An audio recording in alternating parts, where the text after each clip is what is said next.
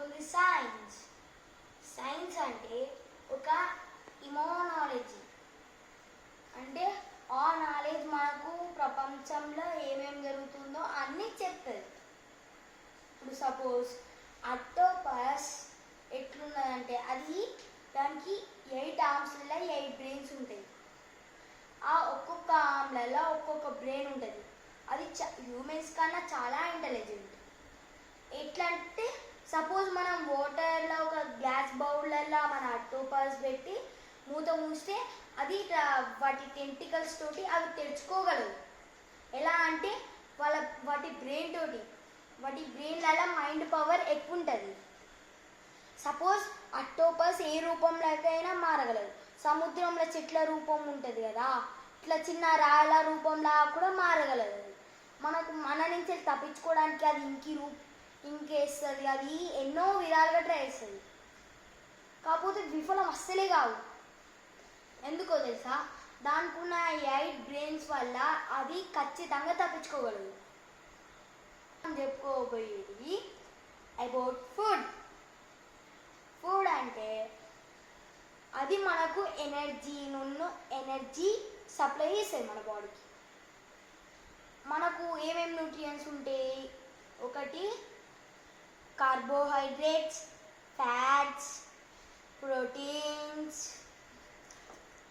Carbohydrates,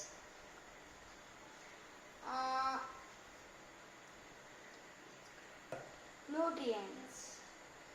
ఏంటిదంటే ఆ 5లలో energy ఉన్న ఫ్యాట్స్ కలిపితే మనకు అవి ఎనర్జీ గివింగ్ ఫుడ్ అవుతుంది. అది మనకు బాడీలో ఎనర్జీ సప్లై అవుతుంది. ఏంటిదంటే సపోజ్ ఇప్పుడు మనకు లంచ్ బిఫోర్ కొంచెం ఎనర్జీ లేదనుకో, సపోజ్ మనం తినే ఫుడ్లలో మన మన ఫ్యాట్స్ ఉన్నాయనుకో, మనకు ఫ్యాట్స్ ఏం చేస్తాయి? మన సాఫ్ట్ లేయర్ స్కిన్ ఉంటుంది కదా, అది అలా ఎనర్జీ స్టోర్ చేసుకుంటుంది. అది ఈ కార్బోహైడ్రేట్స్ ఏం చేస్తాయి? అవి మనకు మన బలాన్ని ఇస్తాయి. కార్బోహైడ్రేట్స్ అండ్ ఫ్యాట్స్ని కలిపితే వాటిని రెండింటిని మన బాడీ బిల్డింగ్ ఫుడ్స్ అనొచ్చు, మన అట్లనే ఎనర్జీ గివింగ్ ఫుడ్స్ అనొచ్చు. ప్రోటీన్స్ అండ్ మినరల్స్ అది